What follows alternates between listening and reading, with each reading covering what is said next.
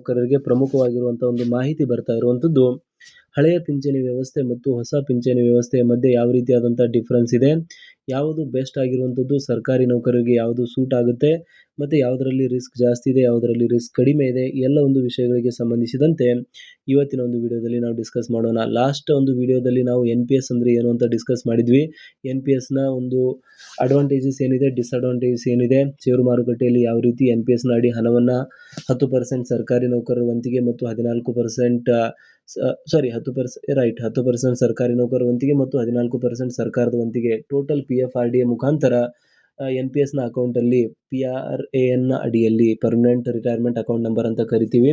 So ಈ ಒಂದು website ಕೂಡ ನಿಮಗೆ ಆಲ್ರೆಡಿ ನಾವು ತೋರಿಸಿದ್ವಿ, ಯಾವ ರೀತಿಯಾಗಿ NPS ಪೋರ್ಟಲ್ ಅಲ್ಲಿ ಇದು ಪ್ರೋಟಿಯನ್ ಈ ಒಂದು ವೆಬ್ಸೈಟ್ ಇಂದ NPS ನ ಪ್ರ್ಯಾನ್ ನಂಬರ್ ಹಾಕಿ ಲಾಗಿನ್ ಆಗಿ ತಮ್ಮ ಒಂದು ಅಕೌಂಟ್ ಅನ್ನ ಇಲ್ಲಿ ನೋಡಬೇಕು ಅಂತ. ಸೊ ಎಲ್ಲವೂ ಕೂಡ ಲಾಸ್ಟ್ ವಿಡಿಯೋದಲ್ಲಿ ನಾವು ಡಿಸ್ಕಸ್ ಮಾಡಿದ್ದೇವೆ. ಸೊ ಹಾಗಾಗಿ ಆ ಒಂದು ವಿಡಿಯೋನ ಇನ್ನೂ ಕೂಡ ನೀವು ನೋಡಿಲ್ಲ ಅಂದರೆ ದಯವಿಟ್ಟು ಚೆಕ್ಔಟ್ ಮಾಡ್ಕೊಳ್ಳಿ. ಸರ್ಕಾರಿ ನೌಕರರಿಗೆ ತುಂಬ ಉಪಯುಕ್ತವಾಗಿರುವಂಥ ಮಾಹಿತಿಯನ್ನು ಆ ಒಂದು ವಿಡಿಯೋದಲ್ಲಿ ನೀಡಿದ್ದೀವಿ. ಸೊ ಆ ಒಂದು ವಿಡಿಯೋನ ಲಿಂಕು ಡಿಸ್ಕ್ರಿಪ್ಷನ್ ಅಥವಾ ಮೇಲೆ ಐ ಬಟನಲ್ಲಿ ಕೂಡ ನೀಡುವಂಥ ಒಂದು ಪ್ರಯತ್ನವನ್ನು ನಾವು ಮಾಡ್ತೇವೆ. ಆಲ್ರೈಟ್, ಸೊ ಇವತ್ತಿನ ಒಂದು ವಿಡಿಯೋನ ಪ್ರಮುಖ ಉದ್ದೇಶ ಹಳೆಯ ಪಿಂಚಣಿ ಯೋಜನೆ OPS ಮತ್ತು ಹೊಸ ಪಿಂಚಣಿ ಯೋಜನೆ NPS ನ ಅಡಿ ಒಂದು ಡಿಫರೆನ್ಸ್ ಏನಿದೆ, ಸರ್ಕಾರಿ ನೌಕರರ ದೃಷ್ಟಿಕೋನ ಯಾವುದು ಹೆಚ್ಚು ಸುರಕ್ಷಿತ ಮತ್ತು ಲಾಭದಾಯಕ ಅನ್ನೋದು ಇವತ್ತಿನ ಒಂದು ವಿಡಿಯೋನ ಪ್ರಮುಖ ಉದ್ದೇಶವಾಗಿದೆ. ಸೊ ಹಾಗಾಗಿ ವಿಡಿಯೋನ ಕೊನೆವರೆಗೆ ಸ್ಕಿಪ್ ಮಾಡದೆ ನೋಡಿ, ತುಂಬ ಇಂಪಾರ್ಟೆಂಟ್ ಆಗಿರುವಂಥ ಮಾಹಿತಿ ಈ ಒಂದು ವಿಡಿಯೋನ ಅಡಿಯಲ್ಲಿ ಸಿಗಲಿದೆ ಅಂತ ಹೇಳ್ಬೋದಾಗಿದೆ. ಆಲ್ರೈಟ್, ಸೊ ನಾವು ನೆಕ್ಸ್ಟ್ ಫಸ್ಟ್ ಆಫ್ ಆಲ್ ಪರಿಚಯ, ಈ ಒಂದು ಓಲ್ಡ್ ಪೆನ್ಷನ್ ಮತ್ತು ನ್ಯೂ ಪೆನ್ಷನ್ ಇದರ ಮಧ್ಯೆ ಏನಿದೆ ಡಿಫ್ರೆನ್ಸ್ಗಳಂತ ನಾವು ನೋಡೋಕ್ಕಿಂತ ಮೊದಲು ಓಲ್ಡ್ ಪೆನ್ಷನ್ ಅಂದರೆ ಏನು, ನ್ಯೂ ಪೆನ್ಷನ್ ಅಂದರೆ ಏನು ಅಂತ ನೋಡೋದಾದರೆ, ನೌಕರರಿಗೆ ನಿವೃತ್ತಿಯ ನಂತರ ಕೊನೆಯ ವೇತನದಲ್ಲಿ 50% ಪಿಂಚಣಿ ಖಾತ್ರಿಯಾಗಿ ಸಿಗುವ ಯೋಜನೆಯನ್ನು ಓಲ್ಡ್ ಪೆನ್ಷನ್ ಸ್ಕೀಮ್ ಅಂತ ಕರೆಯಲಾಗುತ್ತದೆ. NPS ನ್ಯೂ ಪೆನ್ಷನ್ ಸ್ಕೀಮ್ ಅಂದರೆ ನೌಕರರು ಮತ್ತು ಸರ್ಕಾರ ಇಬ್ಬರು ಹೂಡಿಕೆ ಮಾಡುವ ಮಾರುಕಟ್ಟೆ ಆಧಾರಿತ ಹೂಡಿಕೆ ಯೋಜನೆಯನ್ನು NPS ಅಂತ ಕರೆಯುತ್ತಾರೆ. ಸೊ ಇದರಲ್ಲಿ ಡೇಂಜರಸ್ ಪಾರ್ಟ್ ಅಂದರೆ ಇದು ಮಾರುಕಟ್ಟೆ ಆಧಾರಿತ ಹೂಡಿಕೆ ಆಗಿರುತ್ತೆ. ಷೇರು ಮಾರುಕಟ್ಟೆಯಲ್ಲಿ ಹಣ ಹೂಡಿಕೆ ಆಗೋದ್ರಿಂದ ಅಲ್ಪ ಸ್ವಲ್ಪ ಪಿಂಚಣಿ ಸಿಗುತ್ತೆ, ಯಾವಾಗ ಕಡಿಮೆ ಸಿಗುತ್ತೆ, ಯಾವಾಗ ಜಾಸ್ತಿ ಸಿಗುತ್ತೆ. ಸೊ ಇದಾದಮೇಲೆ ನೆಕ್ಸ್ಟ್ ಹಳೆಯ ಪಿಂಚಣಿ ಯೋಜನೆಯ ಒಂದು ವೈಶಿಷ್ಟ್ಯತೆಗಳು. ಸೊ ಮೊಟ್ಟ ಮೊದಲನೇದಾಗಿ OPS ನ ಒಂದು ಏನು ವೈಶಿಷ್ಟ್ಯತೆಗಳಿದೆ, ಯಾಕೆ ಅದು ಚೆನ್ನಾಗಿದೆ ಅಂತ ಹೇಳ್ತಾರೆ ಅಂದರೆ, ಕೊನೆಯ ಮೂಲ ವೇತನದ 50% ಪಿಂಚಣಿ ಖಾತ್ರಿಯಾಗಿ ನೀಡಲಾಗುತ್ತೆ. ಷೇರುಕಟ್ಟೆ ಮೇಲೆ ಹೋಗಲಿ, ಷೇರು ಮಾರುಕಟ್ಟೆ ಕೆಳಗೆ ಹೋಗಲಿ, ಬಟ್ ಸರ್ಕಾರದ ಕಡೆಯಿಂದ ಬರ್ತಾನೆ ಇರುತ್ತೆ. ನೌಕರರ ವೇತನದಿಂದ ಯಾವುದೇ ಒಂದು ಕಡಿತವನ್ನು ಮಾಡಲಾಗುವುದಿಲ್ಲ, ಯಾವುದೇ ಒಂದು ವಂತಿಗೆ ಪಿಂಚಣಿಗಾಗಿ ಕಡಿತ ಮಾಡುವುದಿಲ್ಲ ಹಳೆಯ ಪಿಂಚಣಿ ವ್ಯವಸ್ಥೆ ಅಡಿಯಲ್ಲಿ. ತುಟ್ಟಿ ಭತ್ಯೆ ಹೆಚ್ಚಳ ಆದಂತೆಲ್ಲ ಪಿಂಚಣಿಯು ಹೆಚ್ಚಳ ಆಗುತ್ತೆ. ಇದೊಂದು ಪ್ಲಸ್ ಫ್ಯಾಕ್ಟರ್ ಇರುವಂಥದ್ದು. 6 ತಿಂಗಳಿಗೊಮ್ಮೆ ತುಟ್ಟಿ ಭತ್ಯೆಯನ್ನು ಪರಿಷ್ಕರಣೆ ಮಾಡಲಾಗುತ್ತೆ. ಆವಾಗ ಸರ್ಕಾರಿ ನೌಕರರ DA ಜೊತೆಗೆ ತುಟ್ಟಿ ಭತ್ಯೆ ಅಂದರೆ ಪಿಂಚಣಿದಾರರ DR ಅನ್ನು ಕೂಡ ಇಲ್ಲಿ ಇನ್ಕ್ರೀಸ್ ಮಾಡಲಾಗುತ್ತದೆ. ಮಾರುಕಟ್ಟೆಯ ಅಪಾಯ ಇದಕ್ಕೆ ಇರೋದಿಲ್ಲ ಅಂತ ಇಲ್ಲಿ ಹೇಳಲಾಗ್ತದೆ. ಆ್ಯಂಡ್ ಇದು ಇರೋದಿಲ್ಲ ಕೂಡ, ನಿಜ ಕೂಡ ಇದು. ಓಕೆ, ಸೊ ಇದಾದಮೇಲೆ ನೆಕ್ಸ್ಟ್ ಹೊಸ ಪಿಂಚಣಿ ಯೋಜನೆಯ ವೈಶಿಷ್ಟ್ಯತೆಗಳನ್ನು ನೀವು ನೋಡೋದಾದರೆ, ವೇತನದಿಂದ 10% ಕಡಿತ, ಸರ್ಕಾರದಿಂದ 14% ಕೊಡುಗೆಯನ್ನು ನೀಡಲಾಗ್ತಾ ಇದೆ. ಅದೊಂದು ಪ್ರೋಸ್ ಅಂತ ಹೇಳ್ಬೋದು. ಪಿಂಚಣಿಯ ಮೊತ್ತ ಮಾರುಕಟ್ಟೆ ಹೂಡಿಕೆಗಳ ಮೇಲೆ ಅವಲಂಬಿತವಾಗಿರೋದ್ರಿಂದ ಒಮ್ಮೊಮ್ಮೆ ಜಾಸ್ತಿ ಪಿಂಚಣಿ ಕೂಡ ಸಿಗುತ್ತೆ. ಪಿಂಚಣಿಗೆ ಯಾವುದೇ ನಿಶ್ಚಿತ ಖಾತ್ರಿ, ಫಿಕ್ಸ್ಡ್ ಗ್ಯಾರಂಟಿ ಇಲ್ಲಿ ಇರುವುದಿಲ್ಲ.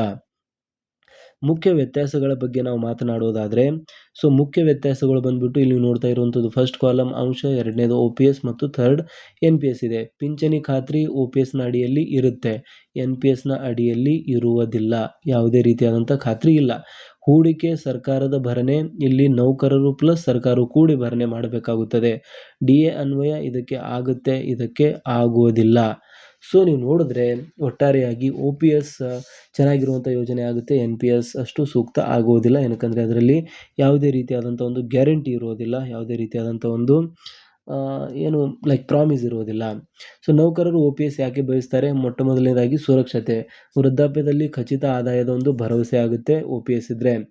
ಮಾರ್ಕೆಟ್ ರಿಸ್ಕ್ ಅದಕ್ಕೆ ಇರೋದಿಲ್ಲ, ಷೇರು ಮಾರುಕಟ್ಟೆ ಏರಿಳಿತದ ಒಂದು ಭಯ ಅದಕ್ಕೆ ಇರೋದಿಲ್ಲ. ಹಾಗಾಗಿ ನೌಕರರು OPS ಅನ್ನು ಬಳಸ್ತಾರೆ ಅಥವಾ ಅದನ್ನು ನೀಡಬೇಕು ಅಂತ ಒಂದು ಸ್ಟ್ರೈಕ್ಸ್ಗಳನ್ನು ಕೂಡ ಮಾಡ್ತಿದ್ದಾರೆ.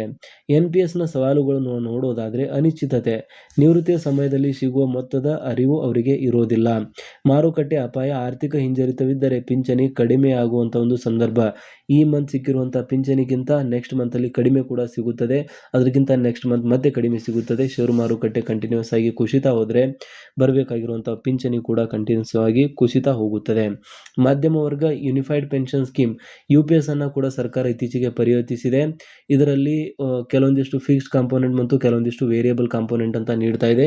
ಬಟ್ ಅದು ಇನ್ನೂ ಕೂಡ ಅಫಿಷಿಯಲ್ ಆಗಿ ಇಂಪ್ಲಿಮೆಂಟ್ ಆಗಿಲ್ಲ.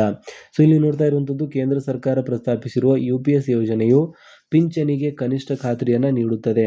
ಅಂದರೆ ಕನಿಷ್ಠ ಇಷ್ಟು ಪಿಂಚಣಿ ಸಿಗುತ್ತದೆ ಅಂತ ಒಂದಿಷ್ಟು ಖಾತ್ರಿತನ, ಅಂದರೆ ಬೇಸಿಕಲಿ OPSನ ಯಾಕೆ ಎಲ್ಲರೂ ಬಯಸ್ತಾರೆ ಅಂದರೆ ಅದರಲ್ಲಿ ಗ್ಯಾರಂಟಿ ಇದೆ. ಸೊ ಇಷ್ಟು ಅಮೌಂಟ್ ಸರ್ಕಾರಿ ನೌಕರು ಸಿಕ್ಕೇ ಸಿಗುತ್ತದೆ ಅಂತ ನೆಮ್ಮದಿಯಿಂದ ಇರ್ತಾರೆ. ಸೊ ಆ ಒಂದು ಫ್ಯಾಕ್ಟರನ್ನು ಟ್ಯೂನ್ ಇನ್ ಮಾಡೋದಕ್ಕಾಗಿ UPS ಅನ್ನು ಇಲ್ಲಿ ಪರಿಚಯಿಸಲಾಗ್ತಾ ಇದ್ದು, ಇದರಲ್ಲಿ ಪಿಂಚಣಿಗೆ ಕನಿಷ್ಠ ಖಾತ್ರಿಯನ್ನು ನೀಡಲಾಗ್ತಾ ಇದೆ. ಅಂದರೆ ಕನಿಷ್ಠ 5,000 10,000 ಈ ರೀತಿಯಾಗಿ ಬಂದೇ ಬರುತ್ತೆ. ಅದ್ರ ಮೇಲೆ ಮಾರ್ಕೆಟಿಂದ ಯಾವ ರೀತಿಯಾದಂಥ ರಿಟರ್ನ್ ಸಿಗುತ್ತೆ, ಅದ್ರ ಮೇಲೆ ಉಳಿದಂಥ ಒಂದು ಫಿಕ್ಸ್ಡ್ ಸ್ಯಾಲ್ರಿ ಮತ್ತು ವೇರಿಯಬಲ್ ಸ್ಯಾಲ್ರಿ ಯಾವ ರೀತಿಯಾಗಿರುತ್ತೆ ಆ ರೀತಿಯಾದಂಥ ಒಂದು ಕಾಂಪೋನೆಂಟನ್ನು ಇಲ್ಲಿ ಪರಿಚಯಿಸಲಾಗ್ತಾ ಇರುವಂಥದ್ದು ನೀವು ನೋಡ್ತಾ ಇದ್ದೀರಾ. ಇದು ಯೂನಿಫೈಡ್ ಪೆನ್ಷನ್ ಸ್ಕೀಮ್ನ ಅಡಿಯಲ್ಲಿ. ಅದನ್ನು ಇನ್ನೊಂದು ವಿಡಿಯೋದಲ್ಲಿ ನಾವು ಡಿಸ್ಕಸ್ ಮಾಡೋಣ. UPS ಆ್ಯಕ್ಚುಲಿ ಯಾವ ರೀತಿ ವರ್ಕ್ ಆಗುತ್ತೆ, ಯಾವ ರೀತಿಯಾದಂಥ ಕಾಂಪೋನೆಂಟ್ಸ್ಗಳನ್ನು ಅದರಲ್ಲಿ ಡಿಸ್ಕಸ್ ಮಾಡ್ತಾ ಇದ್ದಾರೆ ಅಂತ. ಸೊ ಅದಾದಮೇಲೆ ನೌಕರರ ಹಿತದೃಷ್ಟಿ ಬಗ್ಗೆ ನಾವು ಮಾತನಾಡೋದಾದರೆ, ಸರ್ಕಾರಿ ನೌಕರರ ದೃಷ್ಟಿಯಲ್ಲಿ OPS ಉತ್ತಮ, ಏಕೆಂದರೆ ಅದು ವೃದ್ಧಾಪ್ಯದ ಬದುಕಿಗೆ ಸ್ಥಿರತೆಯನ್ನು ನೀಡುತ್ತದೆ. NPS ಮಾರುಕಟ್ಟೆ ಆಧಾರಿತವಾಗಿದ್ದು ಅಪಾಯಗಳನ್ನು ಒಳಗೊಂಡಿದೆ ಅಂತ ಹೇಳಲಾಗುತ್ತೆ. ಸೊ ಸರ್ಕಾರಿ ನೌಕರರ ಹಿತದೃಷ್ಟಿಯಿಂದ ನೀವು ಫೈನಲಿ ನೋಡೋದಾದರೆ OPS ಒಳ್ಳೆಯದಂತ ಅನಿಸುತ್ತೆ. ಏನಕ್ಕಂದರೆ ಅದರಲ್ಲಿ ಗ್ಯಾರಂಟಿ ಇದೆ. ಉಳಿದಂಥ ಒಂದು NPS ಮತ್ತು UPSನಲ್ಲಿ ಯಾವುದೇ ರೀತಿಯಾದಂಥ ಗ್ಯಾರಂಟಿ ಇರುವುದಿಲ್ಲ. ಸೊ